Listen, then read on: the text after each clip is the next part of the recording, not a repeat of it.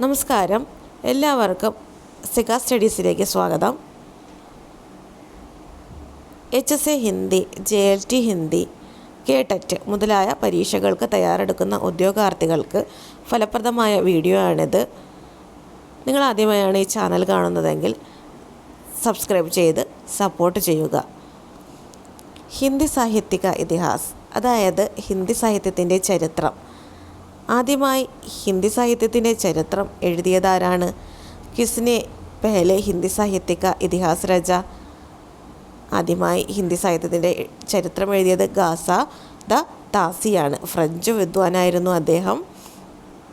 അദ്ദേഹത്തിൻ്റെ ബുക്കിൻ്റെ പേരാണ് ഇസ്താവർ ദല ലിറ്ററേച്ചർ ഐന്ദുയി ഹിന്ദുസ്ഥാനി എന്ന പുസ്തകത്തിലാണ് ആദ്യമായി ഹിന്ദി സാഹിത്യത്തിൻ്റെ ചരിത്രം എഴുതപ്പെട്ടത്. രണ്ടാമതായി ശിവസിംഗ് ശേഖറിൻ്റെ ശിവസിംഗ് സരോജ് എന്ന ബുക്കിലാണ് ഹിന്ദി സാഹിത്യത്തിൻ്റെ ചരിത്രം എഴുതപ്പെട്ടത്. 1883 ഈ പുസ്തകം പബ്ലിഷ് ചെയ്യുന്നത്.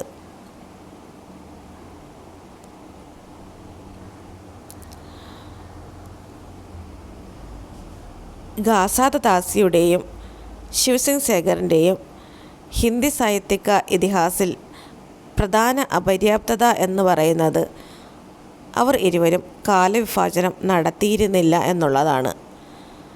എന്നാൽ ആദ്യമായി കാലവിഭജനം നടത്തിയത് ജോർജ് ഗ്രിയേഴ്സൺ ആയിരുന്നു. ജോർജ് ഗ്രിയേഴ്സണാണ് ആദ്യമായി ഹിന്ദി സാഹിത്യത്തിൻ്റെ ചരിത്രത്തിൽ കാലവിഭജനം നടത്തിയത്. അദ്ദേഹത്തിൻ്റെ book the modern vernacular literature of Hindustan എന്ന ബുക്കിലൂടെയാണ് ആദ്യമായി കാലവിഭജനം നടത്തുന്നത്. ഇത് 1888 പബ്ലിഷ് ചെയ്തത്. ഇംഗ്ലീഷ് ഭാഷയിലാണ് ഈ പുസ്തകം എഴുതിയിട്ടുള്ളത്. ഇതിൽ 952 കവികളെ പറ്റി പരാമർശിക്കുന്നുണ്ട്. ജോർജ് ഗ്രിയേഴ്സൺ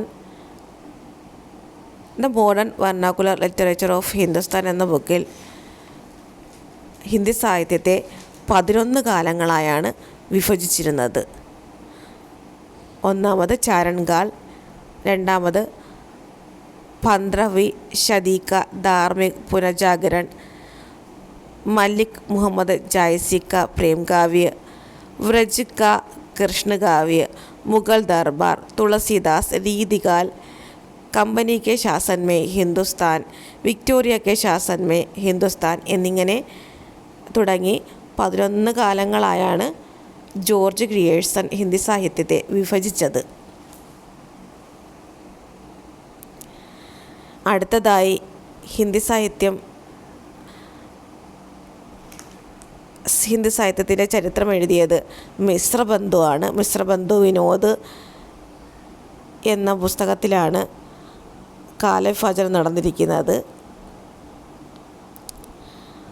ആരംഭികകാൽ, മധ്യമയുഗകാൽ, അലങ്കൃതകാൽ, പരിവർത്തൻകാൽ, വർത്തമാൻകാൽ എന്നീ 5 കാലങ്ങളിലായാണ് മിശ്രബന്ധു വിനോദിൽ ഹിന്ദി സാഹിത്യത്തെ ഇതിഹാസ് കാലവിഭാജനം നടത്തിയിരിക്കുന്നത്. ഇതിൽ മിശ്രബന്ധു എന്ന് പറഞ്ഞ ഒരു കവിയല്ല, 3 പേർ ചേർന്നാണ് മിശ്രബന്ധു എന്ന കവിയുടെ ഒരു കൂട്ടം തന്നെയാണ് മിശ്രബന്ധു.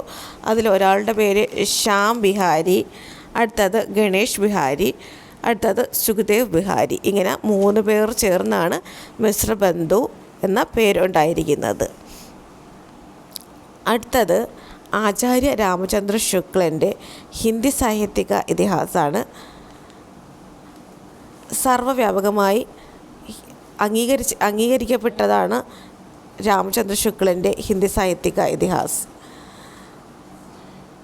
ഇത് അദ്ദേഹം 4 കാലങ്ങളായാണ് ഹിന്ദി സാഹിത്യത്തെ വിഭജിച്ചിരിക്കുന്നത്.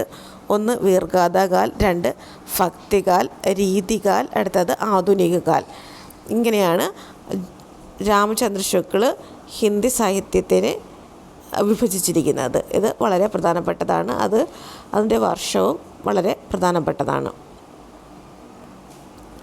അടുത്തത് ആചാര്യ ഹൻസാരി പ്രസാദ് ദ്വിവേദിയാണ്. അദ്ദേഹത്തിൻ്റെ ഹിന്ദി സാഹിത്യക്ക് ഭൂമിക എന്ന ഇതൊരു നിബന്ധ സംഗ്രഹമാണ്. നിബന്ധ സംഗ്രഹത്തിലൂടെ ഹിന്ദി സാഹിത്യത്തെ ഇതിഹാസത്തെ അദ്ദേഹം കാലങ്ങളായി പല കാലങ്ങളിലായി വിഭജിക്കപ്പെട്ടിട്ടുണ്ട്. അടുത്തത് ഡോക്ടർ രാംകുമാർ വർമ്മയാണ്. അദ്ദേഹത്തിൻ്റെ ഹിന്ദി സാഹിത്യക ആലോചനാത്മക ഇതിഹാസ്. ഇത് അദ്ദേഹം 5 കാലങ്ങളായാണ് ഹിന്ദി സാഹിത്യത്തെ വിഭജിക്കപ്പെട്ടിട്ടുള്ളത്.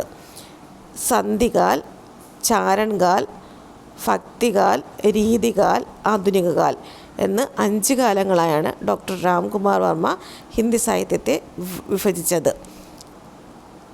ഇതിലാദ്യം സന്ധികാൽ, ചാരൺകാൽ എന്നിവ മാറ്റിയാൽ ബാക്കിയെല്ലാം ആചാര്യ രാമചന്ദ്ര ശുക്ൽ എഴുതിയതുപോലെ തന്നെയാണ് രാംകുമാർ വർമ്മയും ഹിന്ദി സാഹിത്യക ഇതിഹാസ് എഴുതിയിരിക്കുന്നത്. അപ്പോൾ ഹിന്ദി സാഹിത്യത്തിൻ്റെ ഇതിഹാസം എഴുതിയിരിക്കുന്നവരും അവരുടെ ബുക്കും പ്രധാനപ്പെട്ടതാണ്. റൈറ്ററിൻ്റെയും ബുക്കിൻ്റെയും പേര് പഠിക്കുക. Thank you for watching Sega studies. അടുത്തൊരു വീഡിയോയുമായി വീണ്ടും വരാം.